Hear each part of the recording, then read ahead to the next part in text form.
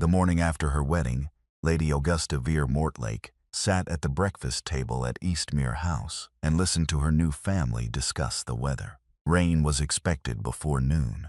The road south would be difficult. Someone's cousin had written from Bath about the frost. Augusta lifted her teacup and drank, and the porcelain was warm against her fingers, and the fire across the room was perfectly adequate, and none of it touched the cold that had settled somewhere behind her sternum the moment she had stepped into this house as its duchess. She had made her calculation. She had weighed it carefully in the 48 hours between her father's solicitor friend pressing her hand at a dinner party and saying, "There is something you should know about the man you are to marry," and the moment the ring had slid onto her finger. Gently, she had noticed, with a precision that had briefly surprised her.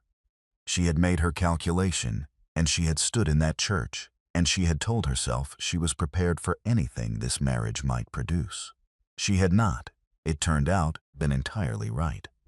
At the far end of the table, Anthony Mortlake, Duke of Eastmere, stared at his plate and said nothing, and Augusta watched him from beneath her lashes and thought, something is about to happen.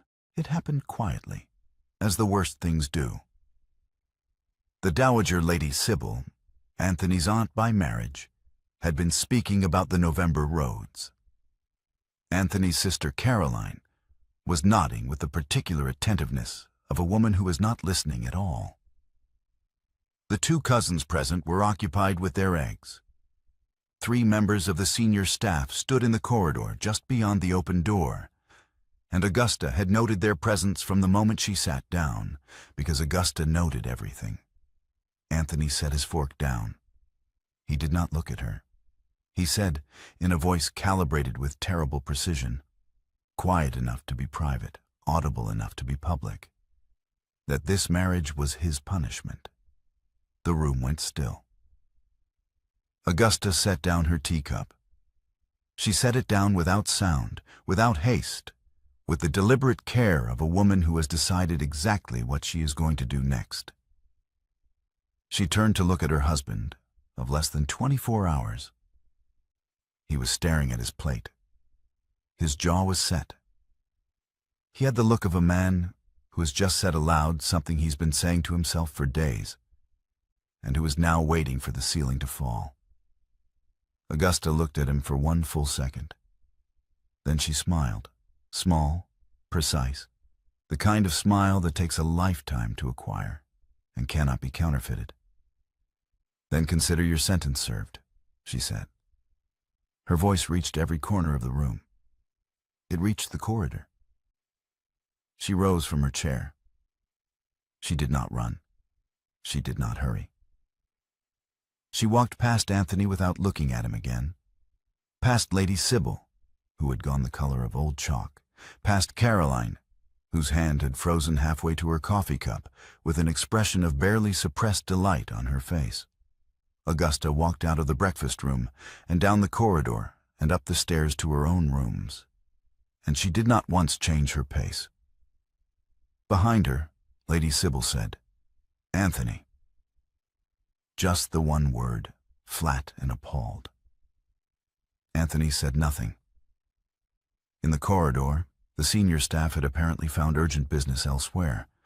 All 3 of them had evaporated with the swift efficiency of people who know that what they have just witnessed will be repeated at every dinner table in London within 48 hours, and who are already composing their accounts. Augusta's rooms at Eastmere were adequate. She had been shown them the previous afternoon by a housekeeper who had the manner of a woman braced for complaint, and Augusta had offered none, because she was not in the habit of complaining about things she could not yet change. The rooms had good light and a writing table that was too small, and she had already decided to address the second problem within the week. She sat at the writing table now and opened her commonplace book, a thick, battered volume that had traveled with her since her first marriage, its pages dense with notes, references, the occasional sketch of a parish register entry, and lines of personal reflection written in a hand so small it was effectively private code. She dipped her pen. She wrote one line.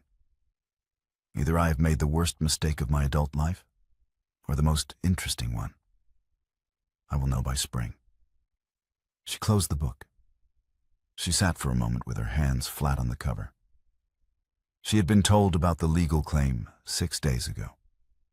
Her father's solicitor friend, a careful, kind man named Fellows, who had managed the Vera estate's final dissolution and who had known Augusta since she was 9 years old, had taken her aside at a dinner party 2 nights before her wedding and told her, in a low voice and with visible discomfort, that a Mr. Edgar Holcomb had filed a formal claim asserting descent from the Duke of Eastmere's great-uncle through a marriage the Mortlake family had always denied. If the claim was proven, it would strip Anthony of his title. It would also render his late mother's marriage legally invalid. Fellows had told her because he thought she deserved to know what she was walking into. He had not expected her to walk into it anyway. Augusta had thought about it for 2 days. She had thought about it with the same methodical attention she brought to a disputed parish register or a question of contested descent. Which was to say, she had laid out what she knew, identified what she did not know, and assessed the probability of various outcomes. The claim, as described by Fellows, had weaknesses. She could see them from where she stood. The question was whether the man she was about to marry was the kind of man who would ask her to help him, or the kind who would use her without telling her, or the kind who would be too proud to do either and simply lose. She had looked at Anthony Mortlake across a dinner table 3 weeks before their wedding and thought, intelligent, formal, and in considerable pain. Possibly all 3 are relevant. She had married him. And this morning he had said what he said, and she had said what she said, and now London would hear of it before the week was out. And Augusta sat at her writing table and thought, good. Let them hear it. The conversation that matters will happen tonight. She opened her desk drawer and took out the notes she had already begun. He came to her sitting room that evening at 8:30. Augusta heard his footsteps in the corridor. She had already learned the particular rhythm of his walk, the way it slowed slightly before a decision. And she did not turn from her desk. She was writing. She finished her sentence. Augusta, Anthony said. She set down her pen and turned.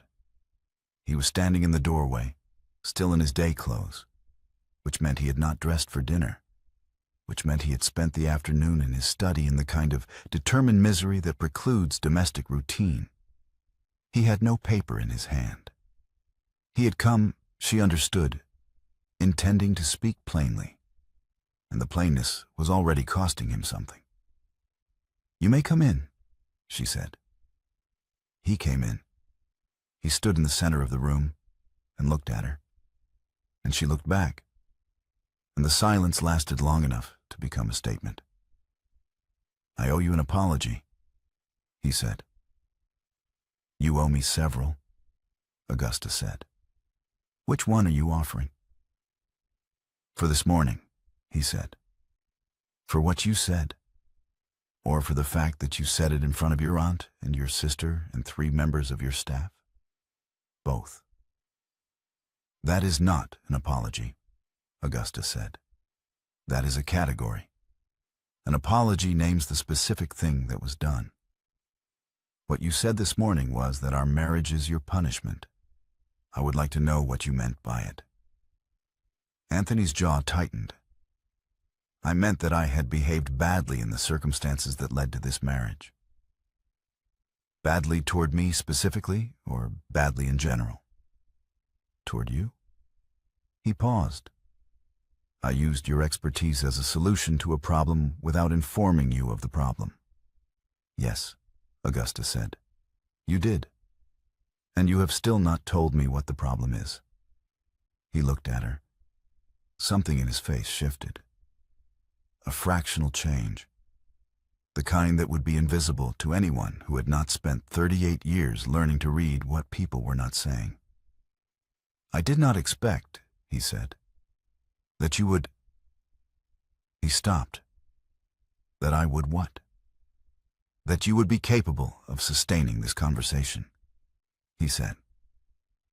It came out before he had finished deciding to say it, and he heard it land, and his expression showed that he knew exactly how it sounded. Augusta was quiet for a moment. You should have read my published work, she said, before purchasing me. I will not refund the bride price, but I think the terms of the arrangement deserve renegotiation. Something happened in his eyes. It was not amusement. It was too complicated for amusement. But it was in the same family.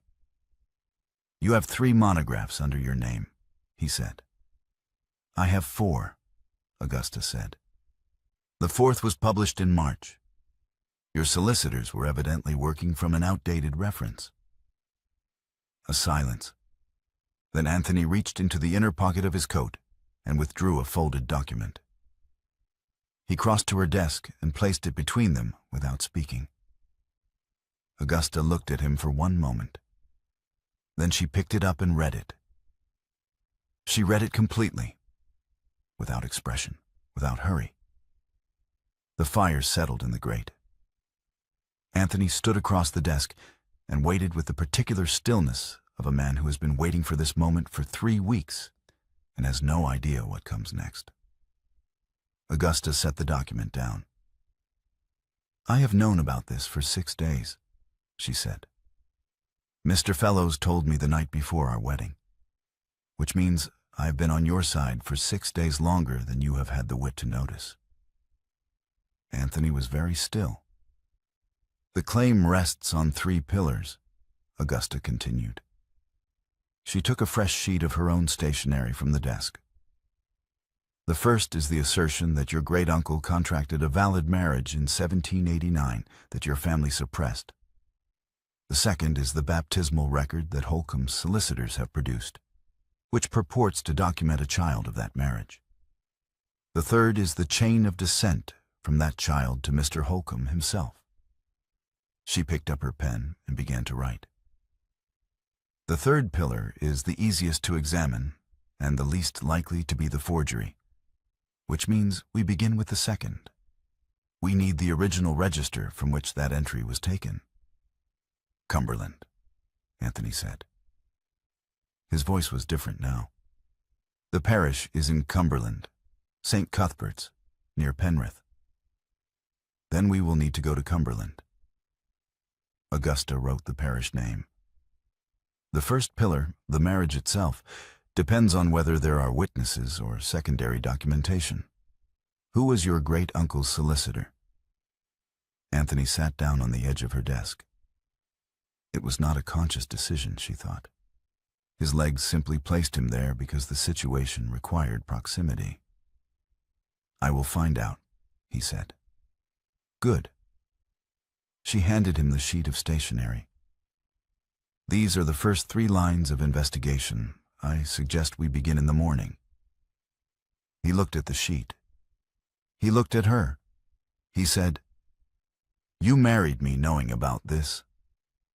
I married you, Augusta said, because it was the most interesting puzzle I had been offered in 14 years, and because you were the only position from which I could usefully solve it. Whether that reflects well on either of us is a question for another evening. Anthony was quiet for a long moment. Then he said, You are not what I expected. No, Augusta agreed. I rarely am. They bent over the stationery together, and the fire burned steadily, and outside the November wind found the eaves of Eastmere House and tested them, and found them sound. Within a week, Augusta had moved her writing desk into the library. She had not asked. She had appeared one morning with 2 footmen and a crate of reference volumes, and by the time Anthony came down to work, her desk occupied the south end of the library table with the permanence of something that had always been there. He had looked at it for a moment. He had looked at her. He had said nothing. He had sat down at his own end of the table and opened his correspondence. Lady Sybil heard about it by afternoon and sent a note indicating that she intended to discuss the matter at her earliest convenience. Augusta sent back a note inviting Lady Sybil to tea on Thursday. And when Lady Sybil arrived, prepared, Augusta could see, to deliver a structured objection. Augusta had poured the tea and explained, with complete courtesy and no visible awareness that there was anything to be defensive about, that she had been engaged by her husband for her professional expertise and intended to be useful, and that the library was the most practical location for the work in question. She asked Lady Sybil whether she took sugar. Lady Sybil departed 40 minutes later, looking considerably more confused than satisfied, which Augusta considered a reasonable outcome for a first engagement. Meanwhile, letters had begun arriving for Augusta from colleagues, a historian at the British Museum, 2 members of the Antiquarian Society her father had chaired, a solicitor who had used her second monograph in a case the previous year. Word had apparently traveled. The letters were curious and carefully worded, asking in various oblique ways whether the new Duchess of Eastmere intended to continue her professional work. Augusta set them aside. She would answer them when there was something worth answering. London, she heard through Caroline, Anthony's sister, who had taken to dropping in with cheerful informality, had begun referring to them as the dueling Duke and Duchess, which Augusta found both accurate and mildly satisfying. That night, when Augusta looked up from a particularly dense passage of ecclesiastical law, she found that the better reading lamp had been moved to her side of the table. Anthony was reading across from her, apparently absorbed in his work. Neither of them mentioned it. Augusta turned back to her page, and the lamp cast its warm circle over her notes, and the library was quiet. And outside, the first real snow of the season was beginning to fall. November gave way to December in a progression of long evenings and increasingly familiar silences. Augusta taught Anthony to read parish registers. He had a methodical mind, she discovered, and once he understood the system, he was faster than she had expected. Anthony taught Augusta how arbitration procedure worked, the specific language and sequence of a formal hearing, the weight that different categories of evidence carried. She asked precise questions. He answered them without condescension, which she noted. Their conversations moved. She could not have said when the movement began, only that one evening they were discussing the ecclesiastical jurisdiction of a Cumberland parish. And the following evening, Anthony asked her, without particular preamble, about her first marriage. She told him the facts plainly. Married at 21 to a man she had respected and liked. Widowed at 24, 14 years of independent work since. He listened without interrupting. When she finished, she asked him about his mother. He was quiet for a moment before he answered. His mother, he said, had been the kind of woman who made a house feel inhabited. She had died 4 years ago. He still reached sometimes for the letter he would have written her. Augusta thought about her father, who had taught her Latin and paleography and the names of the Norman barons, and who had died believing her mind was the finest thing he had produced. She did not say this aloud, but she understood what Anthony meant. One evening in late November, they argued, with genuine and increasing heat, about whether law and justice were the same thing. Augusta held that they were not and could not be by definition, because law was a human construction and justice was a standard against which human constructions were measured. And conflating the two was the intellectual error that produced the most suffering. Anthony held that in a functional society, the distinction was academic, because without law there was no mechanism for justice at all, and that a scholar who refused to work within the mechanism was choosing philosophical purity over practical result. Neither won. They both went to bed dissatisfied and resumed the argument over breakfast. and it was the best conversation Augusta had had in years. Late one night in the first week of December, Augusta fell asleep over a Cumberland register. She did not intend to. One moment she was reading, the next she was waking with her cheek on her arm and the fire lower than it had been, and something warm across her shoulders. She lifted her head. Anthony's coat was draped over her. He was across the room with his back to her, apparently reading, with the particular stillness of a man who is pretending he has not just done something. Augusta looked at the coat.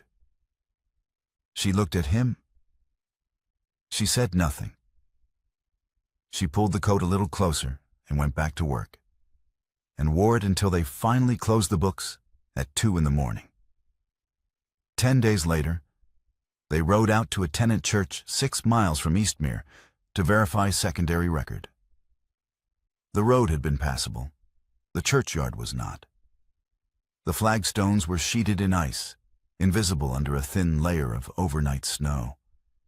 And Augusta was 3 steps from the gate when her boot found a particularly treacherous patch and her balance went. His hand caught her elbow. Fast and certain, the grip of a man who has been watching the ground and has already decided what he will do if she slips. He steadied her, and his hand stayed a moment longer than steadying required. She felt the deliberateness of it, the decision in it. And then they were both looking at the church door, and neither of them said anything. Walking back to the carriage an hour later, Augusta took his arm without asking. He adjusted his pace to hers without comment. The carriage ride back to Eastmere was quiet, and not uncomfortably so. Holcomb's lawyer had been watching the calendar. In the second week of December, a formal letter arrived addressed to Anthony, written in the elaborate threatening language that legal men used when they wanted to imply violence while maintaining deniability. The letter suggested that a challenge to the authenticity of the claim would be answered with the public disclosure of certain correspondence relating to the management of the late Duke's estate. Anthony's father's estate, in other words. Implying irregularities that would be damaging to the family's reputation. Anthony read it twice and set it on the library table. Augusta read it once. "He does not have the correspondence," she said. "How can you be certain?" "Because if he had it, the letter would name a specific document and a specific date. This letter names nothing. It implies a category. That is the language of a man who is hoping you will be frightened into settling before he has to produce evidence he may not possess." She picked up her pen. "We will respond in kind.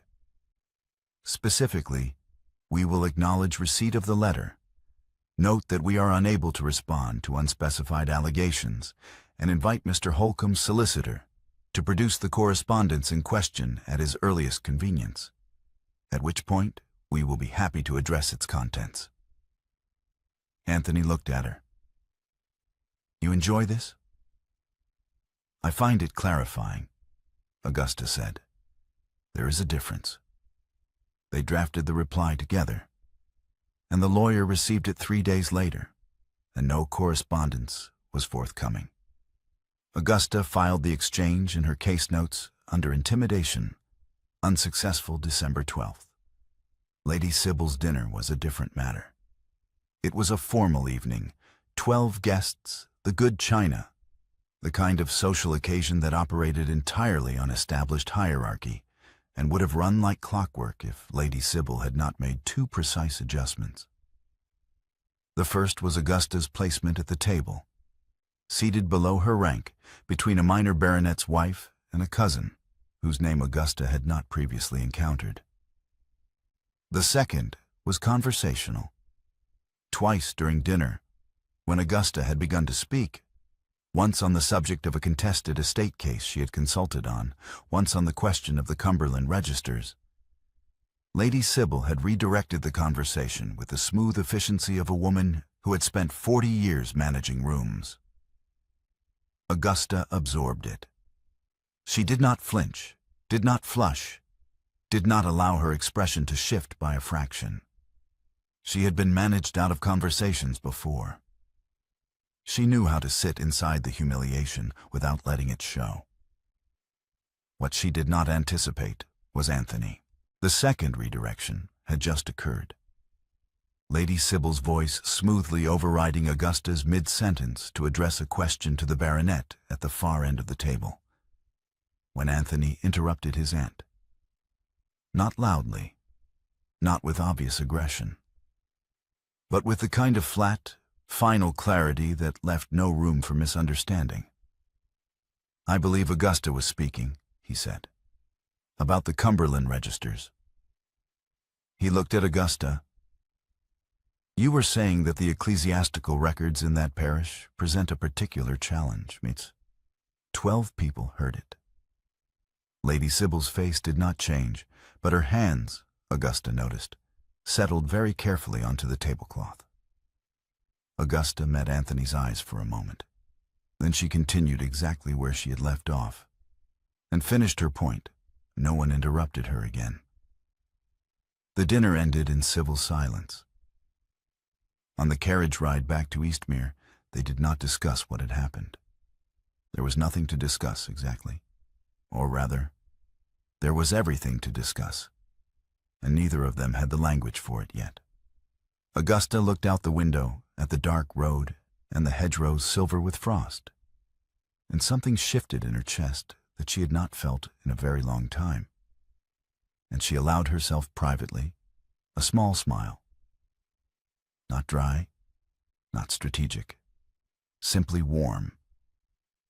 They left for Cumberland in the second week of January, when the roads were hard with frost and the sky had the flat white look of more snow coming.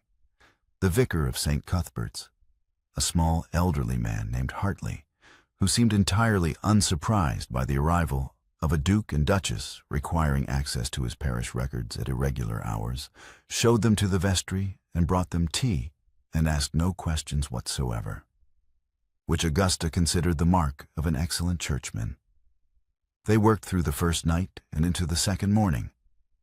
The vestry was cold, the kind of cold that settles into stone walls in January and does not leave until April, and the candlelight was adequate for careful work, and Augusta moved through the registers with the methodical speed of long practice, while Anthony worked the secondary volumes she directed him toward.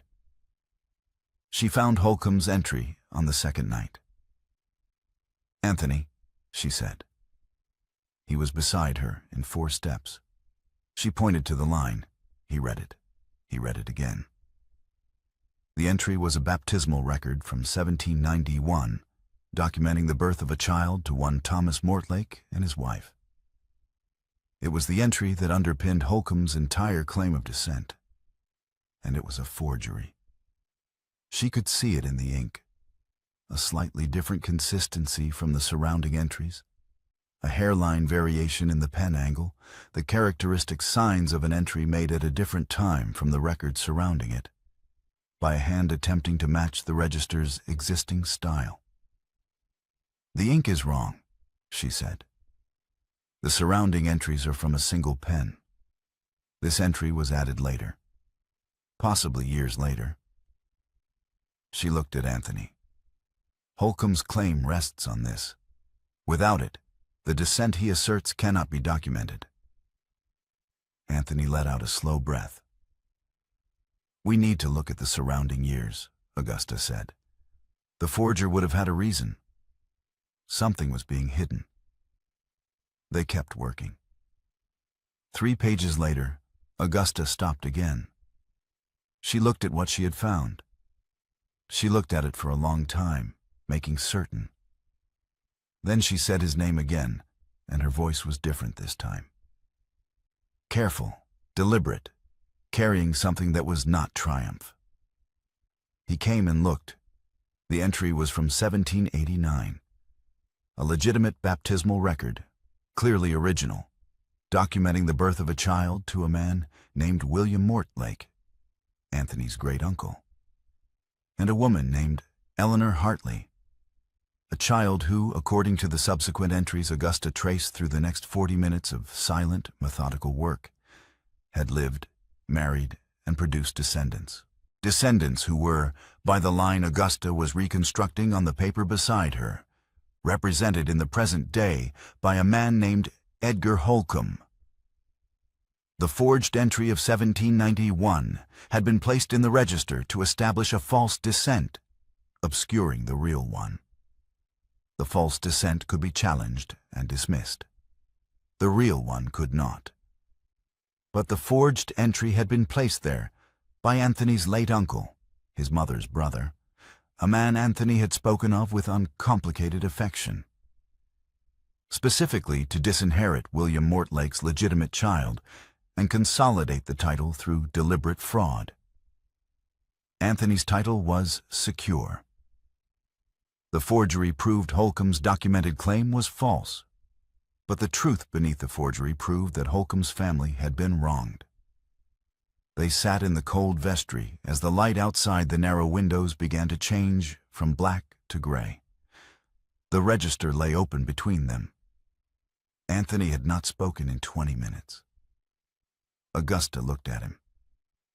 He was sitting very still, and his face had the look of a man who has just watched the ground shift under his feet and is waiting to discover whether it will hold. She crossed to him. She sat beside him on the vestry bench, close enough that their shoulders nearly touched. She took his hand, his left hand, which was resting on the bench, and she held it between both of hers and said nothing. The silence stretched on. Outside, a bird began to call somewhere in the bare trees. "He forged it himself," Anthony said at last. His voice was flat with the effort of steadiness. "Yes," Augusta said. "My uncle, who I—" He stopped. Her voice was quiet. "Yes." Another silence.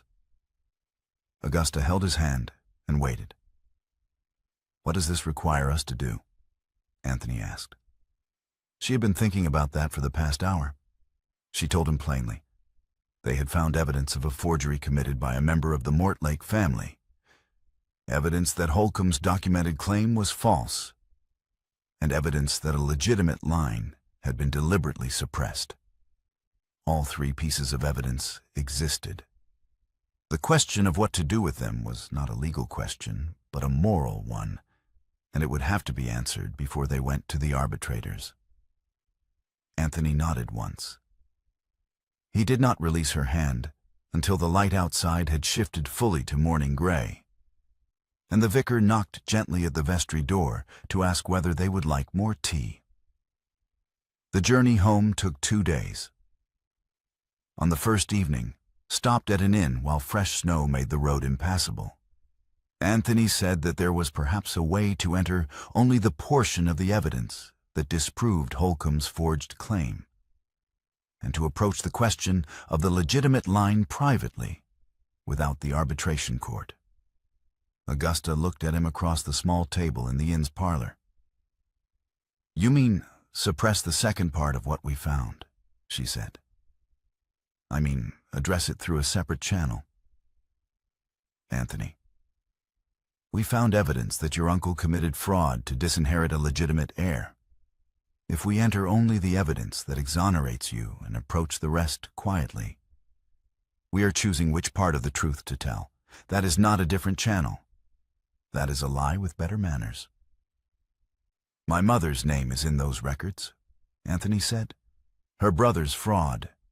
If this goes into the arbitration record, it becomes a public document. Her name, her family. Your mother's name is already in those records," Augusta said. "It was placed there by the circumstances of her birth. What you are asking me to decide is whether to be the kind of scholar who selects the evidence that serves the client and sets aside the evidence that does not. I have spent 30 years refusing to be that scholar. I will not begin now. I am not asking you to falsify anything. I am asking you to exercise judgment about what is relevant." "All of it is relevant," Augusta said. "That is what the word means." He said that she was indifferent to what full disclosure would cost, that she was treating his family's history as a research problem rather than as people she was connected to now. She said that she was treating it with the only form of respect she knew how to give it, which was honesty, and that if he wanted a wife who would manage the truth to protect his comfort, he had made a serious error of selection. They returned to Eastmere in separate carriages. Augusta took her work to the dower wing and stayed there. She did not slam doors or refuse meals or make her withdrawal dramatic in any way. She simply worked alone in the small sitting room of the dower wing and thought about what she had said and whether she had said it well, and concluded that she had said it accurately, which was not quite the same thing, but would have to do. On the second day, Lady Sybil arrived. She came without announcement, which was her habit, and Augusta received her in the dower sitting room with the courtesy she gave everyone, and waited. Lady Sybil sat down, arranged her skirts, and offered Augusta a face-saving exit. A winter in Bath, a quiet dissolution of the marriage on grounds of incompatibility. No scandal that could not be managed. She said it as a kindness. She almost meant it as one. Augusta looked at Lady Sybil for a long moment. She thought about Bath. She thought about her rooms there, the quiet, the work she could return to, the conversations she would have with people who already knew her and would not require her to prove anything. Her voice was steady. No. Lady Sybil blinked. Augusta. Augusta met her gaze without wavering. No. Thank you for coming. Lady Sybil left. Augusta returned to her desk. She had not declined because of love. She was too careful with words to use that one yet. She had declined because she had looked at the evidence of who Anthony was and what he was capable of, and she was not yet finished with the question. She was not a woman who walked away from questions. On the third day, he came. He knocked. She said, "Come in." He came in and stood in the center of the dower sitting room and looked at her. And she looked back, and he said, without preamble and without defense, that she had been right and he had been wrong, and that he would enter the complete evidence at the hearing, whatever it cost. He turned to leave. Augusta stood up from her desk. She crossed the room in 4 steps and put her hand on his sleeve. He stopped. She kissed him. Once, slowly, with the deliberateness of a woman who has made a decision and is committing to it fully. His hand came up and covered hers where it rested on his arm, and he was very still, and the kiss lasted a moment that neither of them counted. When she stepped back, she looked at him directly. He looked at her. Something had been named between them that had no word yet, but was no longer deniable. "Come back to the library," she said. He came. The 3 weeks before the hearing had the quality of a siege, which was, Augusta thought, entirely appropriate. Holcomb's lawyer sent a proposed settlement, a private acknowledgement of the legitimate line, a sum paid quietly, the arbitration withdrawn. Anthony sent back a refusal. The matter would be decided on the record and in full, or not at all. The Dowager Lady Sybil, in what Augusta later understood was her final move, petitioned to have Anthony declared mentally unsound. Specifically, she cited his decision to permit his wife to give expert testimony in an arbitration proceeding as evidence of impaired judgment. The petition was reviewed and dismissed in 2 days. Augusta heard about it from Caroline, who told her with a particular brightness in her eyes. And Augusta thanked her and went back to her preparation notes. She was rehearsing her testimony in the library on a Tuesday evening. Anthony listening from the other desk and asking the questions she had told him the arbitrators were likely to ask, when she stopped mid-sentence. "Are you afraid?" she asked. Anthony looked up. "Yes," he said. She had expected him to pause before answering, or to qualify it. The plainness of it was different. "So am I," she said. He was quiet for a moment. Then he said, "What are you afraid of specifically?" "That I have prepared this correctly, and they will still find a way to dismiss it," she said. "That the fact of my sex will matter more to the arbitrators than the fact of my evidence. That I will have been right about everything, and it will not be sufficient." She paused. "What are you afraid of?" "That you will be right about everything," Anthony said, "and it will cost you something it shouldn't, and I will not be able to prevent it." Augusta looked at him for a moment. She picked up her notes. "Then let us make certain the preparation is as good as it can be," she said.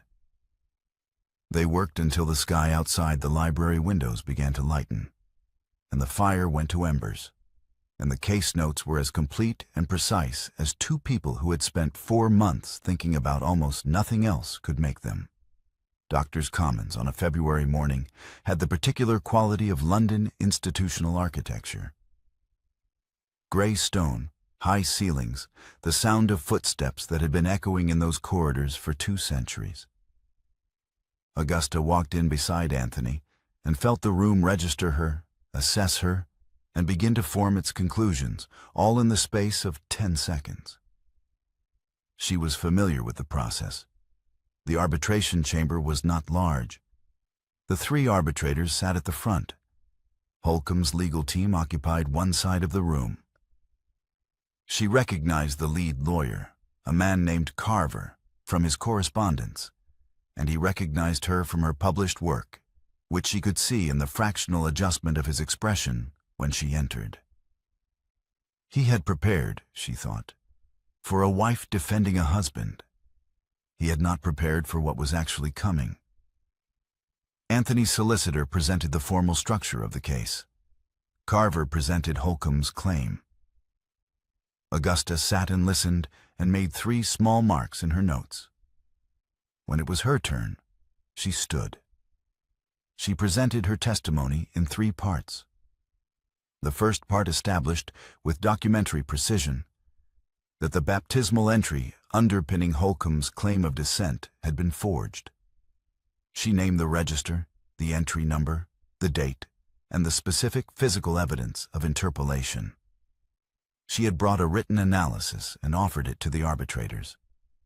Carver objected. The arbitrators reviewed it. The objection was overruled. The second part was the one that changed the room's temperature.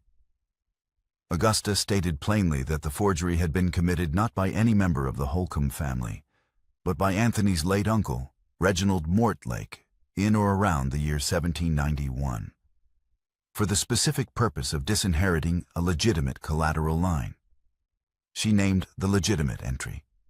She named the year. She named the child and the subsequent line of descent.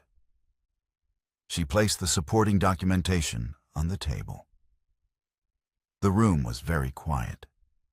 The third part was the one that stopped Carver entirely. Augusta stated that the legitimate collateral line, the one Reginald Mortlake had fraudulently suppressed, was, through a traceable chain of descent she then traced aloud, represented in the present day by Mr. Edgar Holcomb himself, not through the fraudulent claim his solicitors had filed, through the real one which the fraud had been designed to obscure. Mr. Holcomb had come to this hearing with the wrong documentation for a legitimate grievance. She set down her notes. She looked at the arbitrators. "The Duke of Eastmere's title," she said, "rests on the legitimate line from which he descends, which is unaffected by his uncle's fraud. His title is secure. Mr. Holcomb's claim as filed cannot be sustained because the entry on which it rests is a forgery. However, the estate from which Mr. Holcomb's ancestor was disinherited by that fraud represents a genuine wrong, and the court has before it the documentation necessary to address it." Carver sat with his papers in his hands, and said nothing for a moment that lasted considerably longer than a moment. The arbitrators withdrew for 40 minutes. When they returned, the ruling was as Augusta had laid it out. The title remained with Anthony. The Holcomb family was entitled to formal restitution from the Mortlake estate, to be calculated from the value of the disinherited share. The late Reginald Mortlake's fraud was entered into the court record. Anthony would lose approximately a third of his fortune. His title and his late mother's marriage were fully vindicated. In the corridor afterward, as Anthony's solicitor was gathering papers and Carver's team was filing out in a silence that would require considerable processing, a man stopped beside Augusta. He was perhaps 50, with a direct, weathered face and the manner of someone who had spent considerable time and money on a fight he was not certain he would win. Edgar Holcomb looked at Augusta and said, "I came into this room expecting a duchess to defend her husband." "I know," Augusta said. "I found a scholar who told the truth that cost her as much as it cost me." He paused. "I am grateful for it." Augusta looked at him. "Your ancestor was wronged," she said. "That is simply a fact. It wanted acknowledging." Holcomb nodded once, with the gravity of a man receiving something he had been owed for a long time. He moved away. Anthony, Augusta realized, had been standing at the end of the corridor, watching, and had not moved. The steps outside Doctors' Commons were flooded with February sun, thin, winter pale, but genuine, the first real sun in weeks. Augusta stood at the top of the steps and let it fall on her face for a moment. Behind her, she heard Anthony's footsteps. He came to stand beside her, not behind her, not at a proper social distance.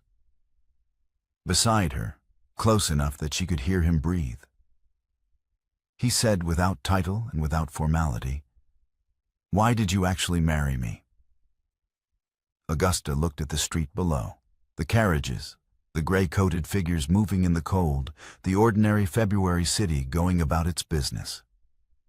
"When Mr. Fellows told me about the claim," she said, "I spent 2 days thinking about what kind of man you were, not what I had heard about you, what the situation itself implied about you. You had a problem that required a genealogical scholar. You chose to solve it by marrying one, without telling her what she was being married for." She paused. "That could mean you were the kind of man who treats people as instruments and sees nothing wrong with it. Or it could mean you were the kind of man who knew exactly what he was doing, was ashamed of it, and did it anyway because he was frightened and had no better idea." She turned to look at him. "I wanted to know which." Anthony was very still. "Which did I turn out to be?"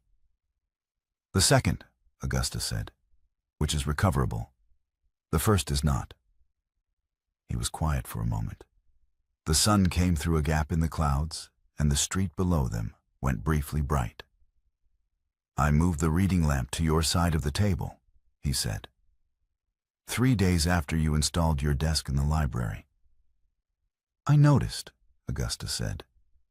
"I did not know how else to—" He stopped. "I did not have the language for it yet." "I know," she said. "You do now." He turned to face her, and she let him look at her. And what was in his face was the expression of a man who has just been seen clearly by someone whose seeing he had not known, until this moment, that he had wanted. The library at Eastmere the following morning had the quality of a room that has found its right arrangement after a long period of trial.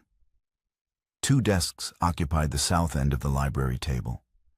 Augusta's, installed in November and never moved, and Anthony's, which had migrated gradually from its original position at the north end until it was simply beside hers.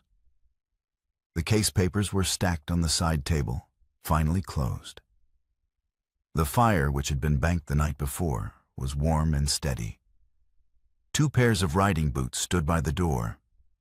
A single tray held 2 cups of tea, both still steaming. On Augusta's desk, a fresh sheet of paper bore the beginning of a new monograph.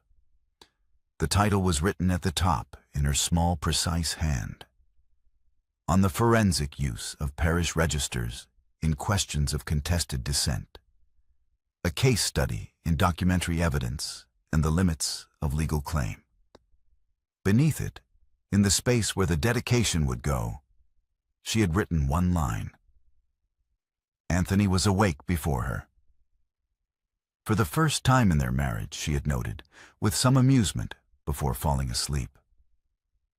He sat at his end of the table in the morning light, the dedication page open in front of him, and he read the line she had written. For my husband, who chose the truth when it cost him something. This is what that looks like. He sat with it for a long moment. Outside, the February morning was clear and cold, and somewhere on the Eastmere grounds, a horse was being walked in the early light. And the house was quiet in the way that only houses with people in them are quiet. A living quiet, full of small sounds. Anthony Mortlake, Duke of Eastmere, read the dedication again. Then, slowly and privately, in the way of a man who has not had much practice at it, he smiled.